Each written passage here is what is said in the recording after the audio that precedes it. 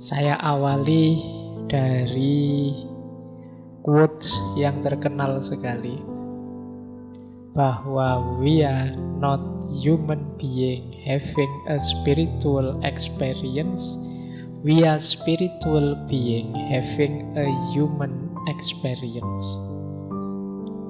Ini kalimat terkenal sekali kalau teman-teman belajar tentang spiritualitas, yang maksudnya adalah kita itu sebenarnya bukan makhluk yang manusiawi yang kemudian punya pengalaman spiritual, tapi hakikatnya kita itu makhluk spiritual yang punya pengalaman kemanusiaan.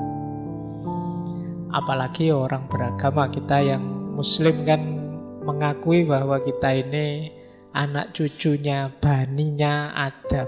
Yang Adam itu dulu hidupnya di surga. Hakikatnya dia makhluk yang sangat disayang oleh Allah. Hakikatnya kita itu spiritual, cuma mendapat casing manusia. Nah, ini quotes ini menarik. Mungkin ada yang setuju, ada yang tidak, tapi nanti ada uraiannya untuk membuktikan mengapa sih kok kita itu sebenarnya hakikatnya makhluk spiritual. Jadi yang kelihatan ini dari luar ini hanya casingnya. Jadi kalau casing itu kan kadang tidak menggambarkan isinya. Kayak hari ini teman-teman misalnya HP-nya merek apa Xiaomi, tapi nanti casingnya iPhone. Nah, kan banyak saya kemarin lihat ada casing yang unik gitu ya. Jadi dari luar itu kelihatan kayak iPhone. Kalau nelpon diperlihatkan ini iPhone, tapi begitu dibuka casingnya, oh ternyata bukan iPhone, ternyata Xiaomi. Nah, yang penting kan berarti intinya itu yang operatif, yang bermain itu kan yang dalamnya, bukan casingnya. Maka di dunia spiritualitas termasuk mistisisme sangat ditekankan kita tolong jangan berhenti di casing. Jangan berhenti di fisik. Ya, casing penting, tapi yang lebih penting yang intinya itu bukan di casingnya. Nah, maka manusia juga dijelaskan kita itu makhluk spiritual hakikatnya. Hanya saja punya pengalaman kemanusiaan. Nanti pengalaman kemanusiaan ini akan kita tinggalkan. Kita akan kembali ke hidup yang sejati, hidup yang spiritual. Baik, lanjut ya. Ini loh buktinya bahwa kita itu makhluk spiritual. Kita itu adalah satu-satunya makhluk yang diberi fitrah makna. Jadi kita itu makhluk yang selalu bertanya tentang siapa kita. Mengapa aku ada? Misalnya ada lagi yang tanya, kenapa aku menderita? Apa makna hidupku? Apa nanti yang terjadi setelah aku mati? Ini khas manusia. Makhluk yang lain tidak pernah menggelisahi ini. Jadi tidak ada kok selain manusia bertanya, mengapa kok aku menderita? Kenapa aku kok jadi sapi dulu? Akhirnya kemarin Idul Adha disembelih orang banyak misalnya. Dia tidak pernah tanya kok hidupku ngenes tenan ya, menderita sekali. Tidak pernah tanya tentang itu. Yang bertanya tentang itu, membahas itu hanya manusia. Jadi ada kesadaran lebih dalam tentang hidupnya. Karena memang yang hakiki dari hidupnya itu ada di dalam, tidak di luar. Kita kan tanya, siapa sih aku ini loh? Padahal kalau ngaco kan sudah kelihatan, loh ini aku. Tapi kan masih tanya saja, berarti kan ada makna lebih dalam. Kita belum puas hanya melihat identitas eksternal kita, hanya melihat wujud fisik kita. Kalau sebenarnya kan jawaban gampang kalau hanya dari luar kan siapa aku, tinggal nyari lemari yang ada kacanya terus oh itu aku kan, tapi kita tidak puas, bukan itu aku. Pasti ada sisi dalamnya. Termasuk kita juga tanya, kenapa sih aku dilahirkan? Kok aku jadi orang Indonesia? Itu pun jadi anak desa. Kok ndak anaknya konglomerat apa anaknya kok jadi Kenapa kok aku? Ini makna namanya. Jadi manusia itu makhluk yang selalu bertanya tentang makna. Jadi makna itu kan sesuatu yang tidak bisa dipahami hanya dari kelihatannya. Jadi makna itu kan selalu ada di balik realita. Misalnya minuman ini. Kenapa sih kok Pak Faiz diberi minuman 2, kalau teman-teman kok cuma 1 misalnya. Loh, ini kan tidak sekedar adanya 2 minuman ini, tapi di balik ini ada makna. Mungkin penghormatan, mungkin penghargaan, mungkin basa-basi, mungkin macam-macam. Iya kan macam-macam kan, kita tidak tahu maknanya apa gelas yang 2 itu. Berarti apa? Dia tidak bisa hanya dilihat dari 2 gelasnya. Di balik 2 gelas ini ternyata ada makna. Nah manusia juga begitu, tidak bisa dia dilihat hanya dari kelihatannya. Maka kalian yang hanya sering tertipu oleh casing, sering tertipu oleh kalimat, sering tertipu oleh pernyataan, lupa bahwa di balik casing, di balik kalimat, di balik pernyataan itu ada makna. Ya hidup kita nanti jadinya dangkal. Dan itu sering jadi penyakit di era digital ini. Hidup yang tidak dalam. Kita melupakan sisi spiritual kita. Nah, jadi diawali dari sini ya, bahwa ternyata sisi spiritual hidup ini penting. Dan kita ini makhluk spiritual, ternyata juga kita punya namanya kecerdasan spiritual. Nah, kalau dimudahkan gambarnya bisa seperti itu. Belakangan kan banyak pelatihan-pelatihan emosional spiritual quotient, ISQ. Sebenarnya banyak orang mengkritik yang I-nya, IQ, yang intelektual, tapi sebenarnya itu juga penting. Tiga-tiganya penting. Intelektual ya penting, emosional ya penting, spiritual ya penting. Tapi jangan berhenti di intelek saja. Seperti kajian kita minggu lalu, kalau berhenti di intelek saja ya kita sering rusak hidup kita karena tidak mampu menata emosi. Malam hari ini akan kita sadari betapa juga intelektual dan emosi saja juga belum cukup. Kita masih perlu kedalaman spiritual melalui kecerdasan spiritual. Kalau intelektual itu what I think, kalau emosional itu what I feel, kalau spiritual itu what I am. Jadi spiritual itu jauh lebih utuh. Nanti kita pelajari pelan-pelan kecerdasan spiritual ini. Kalau intelektual otak kiri, emosional otak kanan, yang spiritual ini yang melandasi semuanya. Meskipun kalau teman-teman nanti baca buku Spiritual Quotient, itu nanti ada bagian tertentu yang menjelaskan adanya nama God Spot. Jadi God Spot, bagian kecil dari otak yang ini bisa menampung, meraih wawasan-wawasan spiritual.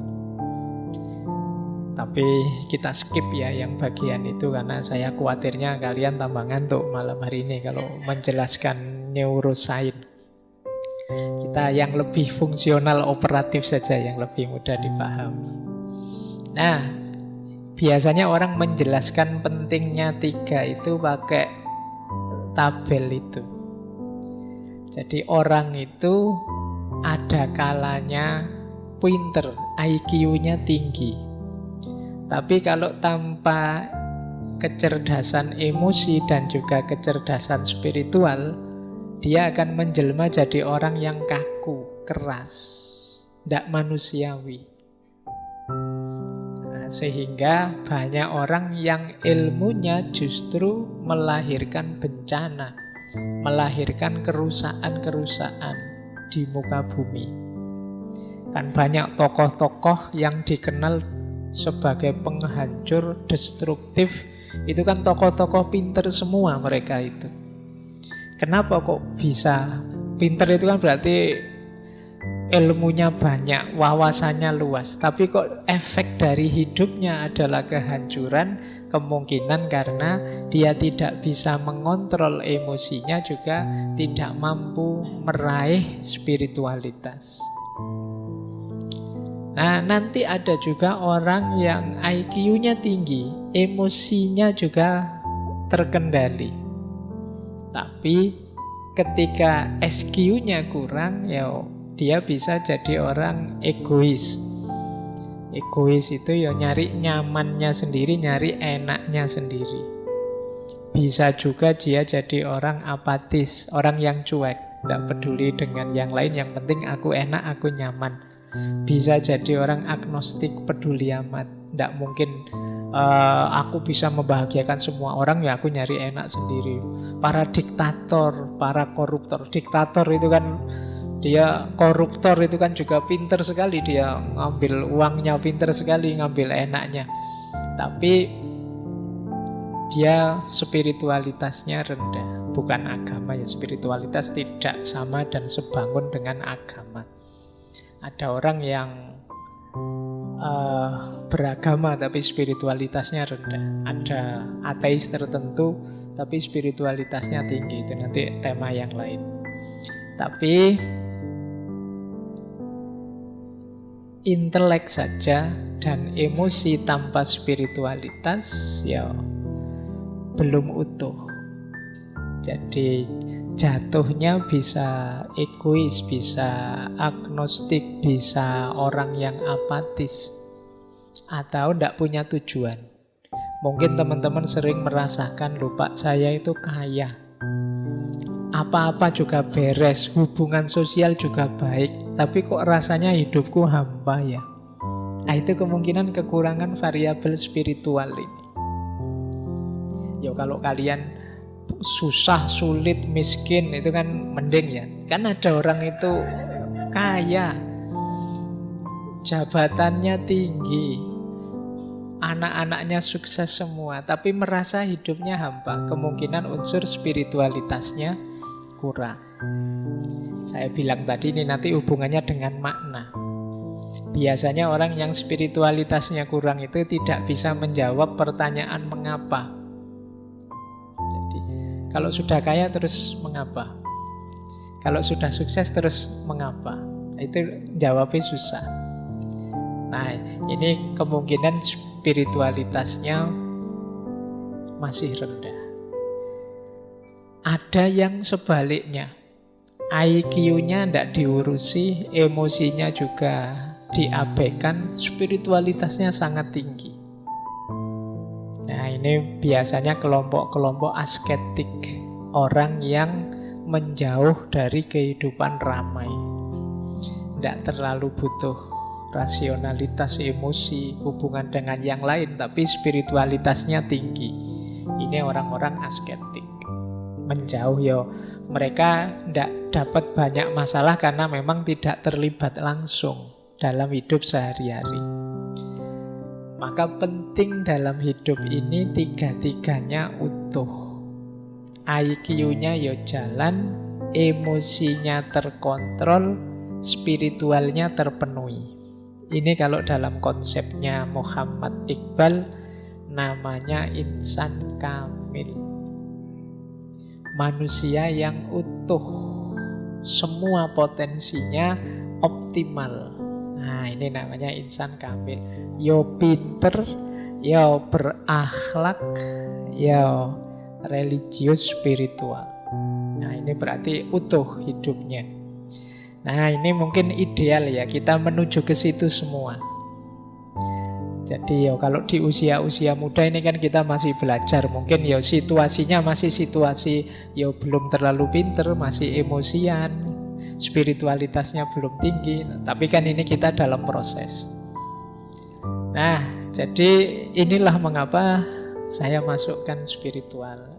Kalau yang IQ kok tidak dimasukkan, Pak? Ya IQ sudah kita pelajari selama ini di berpikir kritis, berpikir kreatif, dan lain sebagainya. Baik, kita mulai ya materinya. Sekarang kita mulai definisinya dulu. Apa itu spiritual quotient? Kecerdasan spiritual. Ini saya kutip langsung dari buku ya. Kalau istilahnya sendiri atau bukunya boleh teman-teman baca, banyak yang sudah diterjemah. Itu saya tulis di situ, ya yang terkenal biasanya yang terakhir itu. Tulisannya Dana Zohar dan Ian Marshall. Spiritual Intelligence, the Ultimate Intelligence. Itu terbit tahun 2000. Dan beberapa buku yang lain yang saya tulis di situ. Tidak saya baca karena saya tidak yakin teman-teman akan mencari. Yang tertarik akan melihat dan mencatat, yang tidak ya biasanya dicuekin. Makanya tidak saya baca itu penulisnya siapa, bukunya apa. Langsung saya masuk ke definisinya ya. Kalau ini dari buku Spiritual Intelligence. Apa sih kecerdasan spiritual itu? Kecerdasan spiritual itu kecerdasan yang kita gunakan untuk memecahkan masalah makna dan nilai. Jadi manusia itu melakukan apapun itu kan biasanya dia digerakkan oleh dua hal ini, makna dan nilai. Orang tidak akan mau capek-capek menjalani atau meraih atau mengupayakan sesuatu kalau bagi dia tidak bermakna atau tidak bernilai. Entah makna dalam bentuk apa atau nilai apa. Teman-teman mau hadir di ngaji kali ini itu kan menganggap ngaji ini bernilai dan bermakna. Mungkin bermakna secara nambah kepinteran, mungkin punya nilai kebersamaan, persaudaraan, ada banyak makna.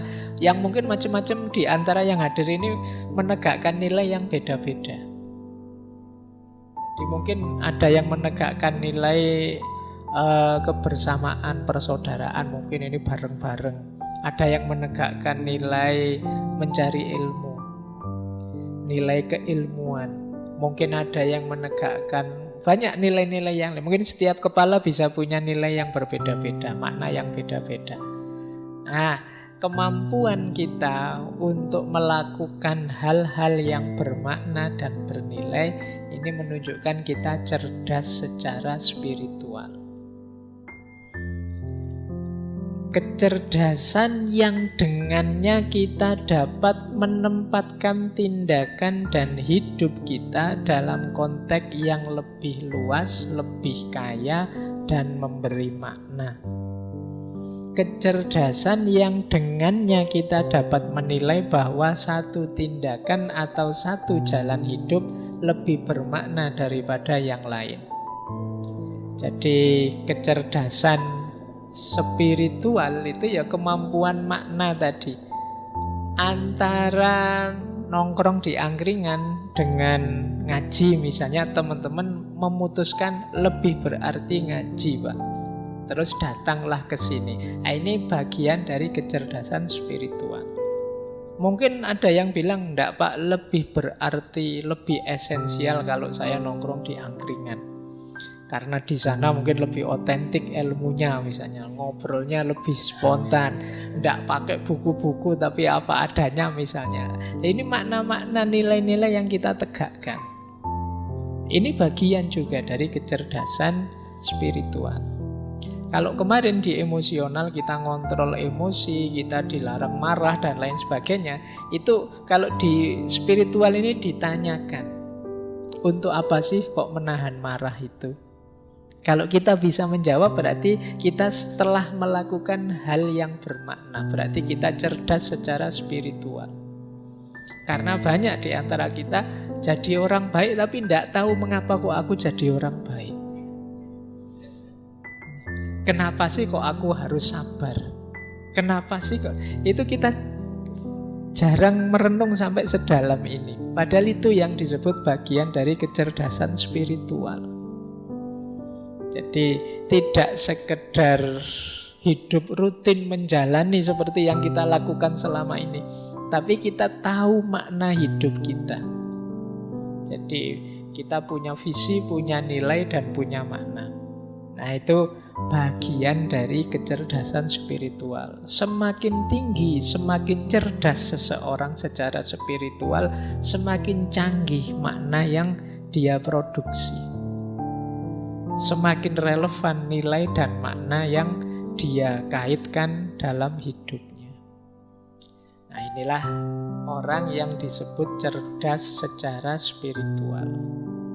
Maka kecerdasan spiritual itu diperlukan ketika kita mulai membuka diri terhadap perjalanan batin kita untuk mencari pemahaman yang lebih besar tentang hidup ini, menemukan tujuan yang lebih tinggi, kesadaran yang lebih luas, dan pada akhirnya jadi orang yang lebih bijaksana. Ini kalimatnya dibaca saja indah, meskipun kalau dijalankan ya perlu latihan terus-menerus. Baik, jadi paling tidak sudah dapat gambaran itu. Ya kalau orang beragama biasanya maknanya selalu dikaitkan dengan yang maha tinggi, yang meliputi dengan hal-hal ketuhanan. Karena memang spiritualitas itu dekat sekali dengan ranah agama, ranah ketuhanan, meskipun tidak sama persis seperti saya jelaskan tadi. Nah, dunia spiritual itu isinya itu. Berarti nanti orang memaknai sesuatu itu dikaitkan dengan itu. Jadi ada ultimate reality, ada dunia personal, ada dunia sosial. Nah, spiritualitas dalam aspek dunia yang ultimate itu artinya puncak, realitas puncak. Itu biasanya tema-temanya sehubungan dengan ketuhanan, keagamaan, dan tentang kerohanian, jiwa atau roh. Jadi dunia spiritual itu isinya apa saja ya? Ada dalam aspek realitas tinggi di balik realitas yang kita lihat sehari-hari, ada juga dalam aspek personal diri kita, ada juga dalam aspek sosial. Maka seseorang dianggap punya spiritualitas yang tinggi kalau tiga aspek ini semuanya terpenuhi. Yang pertama ya kesadaran akan realitas puncak. Berarti seorang yang spiritual itu menerima adanya yang lebih tinggi dari realitas yang kita alami sehari-hari. Yang pertama jelas Tuhan. Jadi di situ disebut ketuhanan, keberagamaan, dan kerohanian. Kalau ini mudah dipahami karena biasanya spiritualitas itu kan dikaitkan dengan agama. Nah, yang kedua diri kita sendiri secara person. Orang itu personalnya disebut seorang yang bernilai spiritual itu yang pertama kalau dia punya kesadaran diri, kemudian hidupnya punya nilai dan makna, ada keimanan dan komitmen, kepercayaan pada nilai-nilai dan komitmen, kemudian manusia yang berkarakter, kemudian orang yang mampu mengelola senang dan susah dalam hidupnya, kebahagiaan dan kegelisahan dalam hidupnya. Ini namanya seorang yang spiritual. Atau dimensi sosial, hidup bersama. Hidup bersama yang spiritual itu yang seperti apa? Ya yang didasari oleh persaudaraan, jenisnya kesetaraan, saling terhubung, empatik, dan kasih sayang atau cinta. Nah, jadi realitas spiritual itu bisa jenisnya sosial, bisa jenisnya personal, bisa ultimate reality. Biasanya kita seringnya menganggap yang spiritual itu ya yang ultimate reality saja.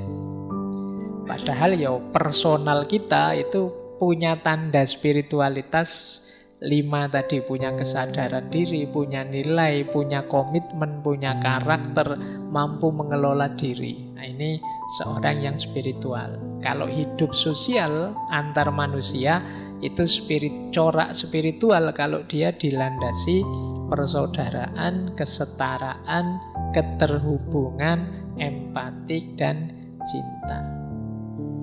Nah, ini nanti akan jadi karakter bahwa orang yang cerdas secara spiritual itu mampu menghidupkan 3 dunia ini. Jadi dia beres dengan dirinya, beres dengan sesamanya, dan beres dengan Tuhannya.